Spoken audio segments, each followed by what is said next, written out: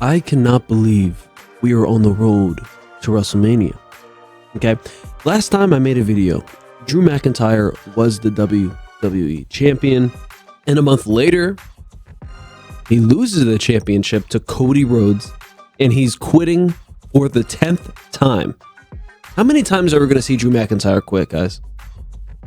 Like, this was already a storyline 5 times before, but we're going to do it again. But that's not a surprise. They always reuse stuff. Especially lately, we have the masked man thing where Austin Theory was wearing a mask, Seth Rollins wearing a mask, and then on the last Monday Night Raw, we have 20 men wearing a mask with Seth Rollins.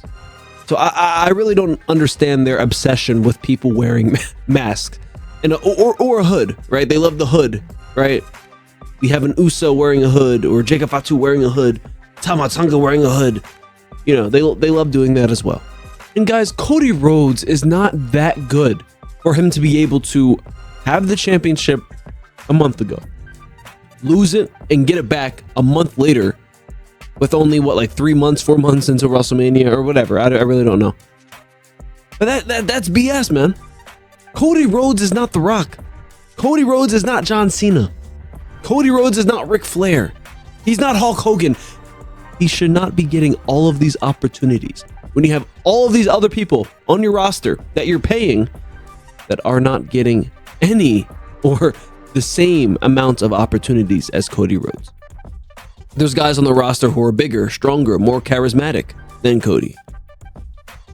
So can we please stop with this Cody Rhodes hype and please build new stars? And there's some characters, wrestlers that can be big main eventers, right? Like Trick Williams, Obafemi, Braun Breaker was already reaching to that height, but you know, those three in particular can really become top stars in WWE. Trick Williams in the first couple of months, I mean, is already the top star on SmackDown, the most entertaining wrestler on SmackDown. And why is that? Because he can talk, right? Every time, you know, he cuts a promo, there's something interesting from that promo, right? Him and Sami Zayn, I like their back and forth, right? Him, Trick Williams and Randy Orton, right? Trick Williams and Cody Rhodes. Like, there's so much content there with Trick Williams that you can do. And in the future, you can have Trick Williams and Carmelo Hayes. You know, there's a lot of content there. Obafemi, just look at him. He looks like a beast, and he can cut promos. That's pretty easy right there. That's a star. You know what I mean? Braun Breaker size, can cut a promo by himself, doesn't really need a manager, but you can also give him a manager. And Braun Breaker, right? From what we've seen, pretty sure Braun Breaker got hurt, which does suck because I think Braun Breaker had definitely was going to have a huge role this WrestleMania. But you can already see, right? He's gotten so much better on the mic. Braun Breaker, this past year, from end of 2025 to the early 2026, his promo skills have gotten so much better. So, you know, those three in particular are going to be the future of the WWE, and hopefully they can build entertaining stories between these three wrestlers, because that's really what it is at the end of the day. You need a good story. You need something to hook the fans in, right? To hook the viewer in, especially for the casual viewers, which I would say I'm a casual viewer. You need to hook in the casual viewers, right? The people who are watching maybe basketball or football or watching any type of reality show or anything, right? You have to hook those people in. You have to create strong storylines where someone who isn't usually watching WWE is like, wow, this is pretty cool. This is pretty entertaining. But the one big problem is that Triple H cannot write any entertaining stories, right? Especially without The Rock or John Cena. Well, even with John Cena, he couldn't write anything, okay? But I feel like he just relies too much on just copy and pasting, right? And it's not even, you know, copy and pasting stories. He's just copying and pasting moments, right? We get the Masked Man, 20 different Masked Man. Wow, that's so cool. We don't know who it is. Like, you know, that's the type of stuff that he relies on, right? A guy coming out of nowhere wearing a hoodie. Whoa, who's gonna be? You know, that's Triple H. That's his stuff. And by the way, why is the MFTs and the Wyatt Six still feuding? They've been feuding. If it's honestly felt like 2 years. I really don't understand why they're still feuding. What are they even fighting about? Like, I feel like they've had over 10 matches at this point. What are they fighting for? That lantern? They're still fighting for a lantern. Please tell us a story. Here's the thing. If this feud had a story to it that actually made sense and was engaging, I would not have a problem with this feud. And I know there's a lot of people who are watching the show that also want this feud to end, because we've seen the same match 10 different times. We don't want to see it again, you know, especially with no titles on. Please just end this feud, man. I really don't care who wins the feud. I don't care who wins the last match. It does not matter. Wrap it up. And honestly, the Wyatt Six, I feel like, has been a huge disappointment. Now, I wouldn't say it's because of their talent level, because I think they're pretty talented, right? They have good characters, aren't horrible on the mic. The problem is they just don't have anything engaging to do. So it just feels like we're watching the same stuff every single week. And that's what it is. That's what we're watching. You know, and we've seen this happen before with Damian Priest and Aleister Black. We've seen them feud for literally 7 months with no real story, and them just brawling every single week on SmackDown.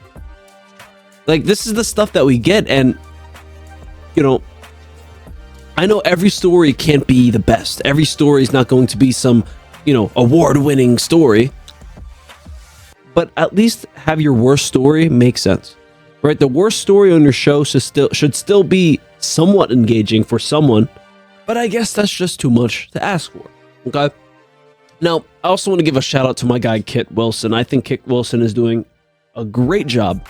I love his gimmick, the toxic, that type of stuff. I think him and The Miz need to work together. I think The Miz should be his manager or his locker room leader, I guess. You know, pair them up. I think The Miz and Kit Wilson together is amazing. And, you know, maybe you could have a push for Kit Wilson to be a mid-card champion with The Miz helping him out as a manager. I think that would be pretty cool, right? But you still have to fill in a story. But at first, it's just a simple story. Kit Wilson, The Miz meeting each other and growing.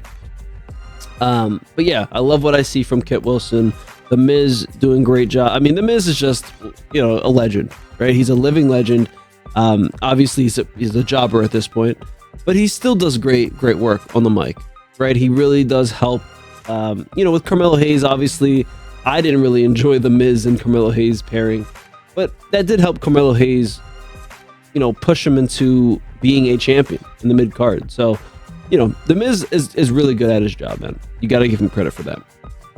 But we do have a Monday Night Raw later tonight. I will be making a video, dropping that probably tonight or tomorrow morning. Hopefully it's a good show, man. I haven't watched a full Monday Night Raw in about a couple of months, so, you know, obviously I'm all caught up. I've watched all the clips. I've watched all the you know, major storylines. When it comes to Jade Cargill, I always forget that she's still the champion. Jade Cargill. While she was cutting up, she had a match with Michin the last Friday Night SmackDown, and she had a little promo after her match. While she was cutting the promo, the fans are chanting, "We want Tiffy." And if they're chanting, "We want Tiffy," oh my goodness, you gotta be horrible. Now, Jade Cargill isn't the worst on the mic. Well, she's pretty bad, but she's not the worst, okay? I think it's kind of how she's speaking. I think that's what a lot of people have problems with. And it's also the intensity of what she's speaking with. I feel like it's kind of low intensity, but also not. It's just low intensity. That's really what it is. And if she had more intensity in her words and how she was speaking, her promos would be, you know, at least a little better, right? But chanting "We want Tiffy" is crazy, because Tiffany Stratton was also one of the worst women's champions we've had. Tiffany Stratton and Jade Cargill are both horrible champions. They have the physique, they have the look as a champion, but they just don't have the charisma. That's really what it is. And it's also, you know, you don't have to have the charisma, but you need good writing behind you and good booking. and neither of those girls had any good stories or any good booking behind them, especially Jade Cargill. She hasn't defended, like, how many title defenses does she have? How many stories does she have? How many feuds does Jade Cargill have? Not many. I really don't remember any.